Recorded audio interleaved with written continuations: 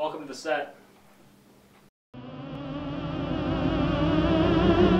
We Interrupt This Broadcast is a horror comedy. It's about a young man named Gerald, and he's a comic book reader in the 1950s, and basically it's his worst night possible. We got a large grant, basically from the government. We pulled some strings. We're saying this is an educational film. Yeah, I mean, totally. Don't read comic books. Yeah, it's got a message. Working with Ryan on the script was, as usual, a pleasure. I feel like this version, or this particular story went a lot faster for us than some of our other ones. It's like, I was like, dude, I don't want to write a movie with you. He's like, no, it'll be great. It'll be great. And it's like, oh, whatever. I wrote it. And he's like, oh, I did great. And he thinks he wrote the movie. Yeah, well, He had a really solid idea from the start, and it all came together really quickly. There were just, as usual, little details here and there that we had to try and hammer out. But overall, this was a very smooth, fast script writing process. Right, good idea. And so we're gonna shoot a alternate version of when I become mind controlled. So what's gonna happen is the light's gonna come on. It's gonna be a close up on my eyes. It's gonna pull back, and I'm gonna start doing a Thriller dance. That was really funny. Yeah, it was. Yeah, it's even more funny because we're gonna do it. Ha ha ha!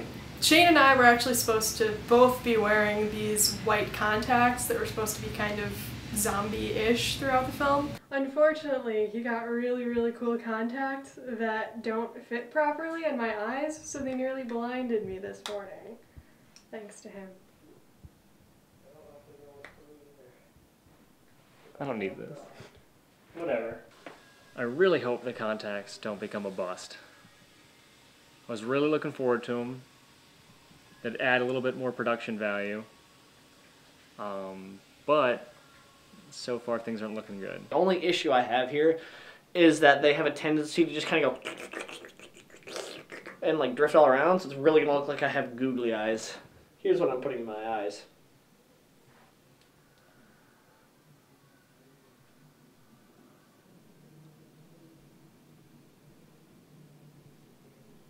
Okay, so far so good.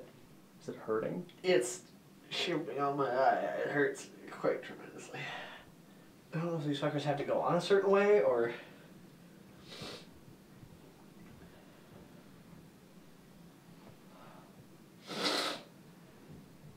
Yeah, we're done. No! We're not doing the contacts. We've wasted enough time. Oh, fuck that. Welcome to setback number 1. Our only setback, really. But let's move on. We can only move forward, not backwards. So let's go.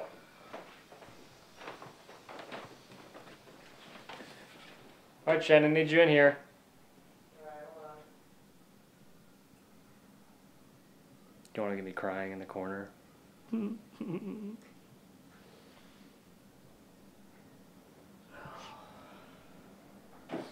In terms of the overall process of this movie, overall experience, this was a tricky one. I mean, I had a really good time doing it, and you know, like all these movies, I always have a really good time doing these movies. But this one, this one in particular was rough for everybody. Working with Shane is always, I mean, it's always, you know, a pleasure. We've been doing this, my God, since 2003. So as of this, we've been working together for 7 years. Normally, I would say on average, you know, 80% of the time, there's no problem whatsoever. Obviously, we're human. We get tired, we get annoyed, and you know, we'll have issues once and again. But this shoot definitely pushed the limits of Shane's patience. Maybe it'll work a little bit better now that my eyes are beet red. Alright, will you, for the love of God, put that down? I swear. If you're waiting for a meltdown, it's gonna happen if that keeps in my face. I mean, thinking of all the things he had to do, as well as acting and, you know, doing the lighting, you know, obviously you can't really fault him. But the last couple hours of that shoot, it was pretty awkward, without a doubt. Like, you were kind of walking on eggshells with Shane Collins on that set. Are you still filming this? Jesus. Have you been rolling the whole time? Alright, well, that'll just mean more work for you editing this down. We got 7 shots to do tonight, and then we're gonna just rock and roll. So let's do this. Yeah. This is definitely an interesting one for me to shoot. Normally, I'm just using a low DP kit with 4 like 1,000-watt DP lights, which, you know, I think a lot of people would have issues with that, but you know, they're workhorses. They really get the job done. Don't let anybody tell you that you can't light an entire scene with one small light and candles. Look at this. That little light has been lighting our entire scene for the past like 2+ hours, and we've been knocking the shit out of the park left and right. Shane, is there any way we can get this so it's less of a But apart from using my DP kit, I was also using I believe it was called a Toda kit, which is just smaller lights, and that really made a big difference. You know, I was able to go into a little bit more detail without, you know, blasting everything with light. It wasn't so much a trouble at shaping the lights as it is from some of these bigger ones. With Shane's lighting, he was able to create this kind of just this nothingness. It almost kind of looks like someone's version of heaven. And, you know, maybe we have a connection with aliens and whatnot. I don't want to get too heavy on you, but you know, maybe think about that while you're watching the movie. Maybe it's God who's stolen Shane's brain. What we needed was 3 aliens. We don't really have any budget, so how are we gonna do aliens? He's like, hey, you know, we need alien masks. Just go ahead and try your hand at making some of these alien masks. So I was like, all right, sure. I had this like glass head, and I covered that with foil, and then I sort of like paper mache'd that. I put, you know, what I thought was a decent amount of Play-Doh on this first mask, and I sent him the picture, and he's like, no, it needs to be more bulbous, it needs to be bigger. And I'm looking at this thing, I was like, shit, I'm gonna need to buy, I'm gonna clean out the store for Play-Doh. You put this fiberglass resin on there and smear the stuff on there. It was supposed to harden like fiberglass, which I thought would be perfect, but I didn't get the mixture right. It was really, really hot, and the mask smelled really, really terrible. My favorite mask is the wonky-eyed alien. And I don't know why, but apparently I was like the deranged, retarded alien brother, because when you see the film, I'm the alien with the eyes that are skewed off to the side. She really probably better than the ghoul. I think she knocked the wonky alien out of the park. But the most significant way that I tried to make a difference between zombies at the beginning and then aliens in the middle and then crazy axe murderer Dan at the end was I wanted to have different instrumentation for each of them. So at the beginning with the zombies, it had a lot of the string instrumentation. There was a lot of classic, black and white horror movies had. And then in the middle one, it was the aliens. Like one thing that you always have to have in these old throwback type of movies, you have to have a theremin. And then Dan's was a lot more crunchy and a lot more dark, and because he was sort of the one who was probably the most terrifying out of all of the creatures, and it was because he was actually about to murder Shane. And so I wanted to try and make that as dark as I could and make it as like crunchy and as heavy and as just, oh god, like, Dan is a crazy person. It's 11:40 p.m. We've been working for about 12 hours. Yeah. And we got more to do. All right, let's do it. Here's the point of the night where things start to get really weird. Dum, dum, dum. Hey Shane, Huh? how do you feel about me using your twisty straw to apply blood to this jacket? Why are you in your boxers? Let me answer that question for you. A, yes. B, because I have to wear my pants on my arms. That's what we've come to. So you're okay with me using your straw to... Yes, because it can be cleaned. The memories of this night cannot. The rabbit goes in the hen house, around the corner, Loop it around. goes inside the church, prays to Jesus, and blows it up. Yeah, right. Okay. We have a very strange, insane asylum. These are your shackles. At least I'm safe. For the rest of your natural life, you shall have your feet on your head. That is your punishment for your crazy. I don't have any leverage. What do you need leverage for? To like lift my... Okay, No, so do you need me to like push against you? That actually looks... Legit. Startlingly legit.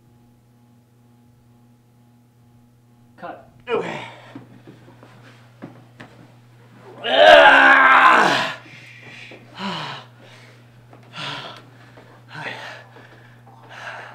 was painful, but I think we got the shot. Let's check it out. When I wrote this movie, before Shane knew about the project, I had already just cast myself as the Gerald character. I figured Shane deserved a break after shooting Run and all he was put through in that project, so I thought, okay, Shane can just, sit behind the scenes, light the movie, and just, have an easier time. And then I pitched the project to Shane, and I guess just with, working with me for this many years, he just assumed he was the lead. The way we've done the past couple of movies and the way that my mindset was just in our process here, I just assumed that I was going to be Gerald, that I was going to be the main character, because that's how it's been,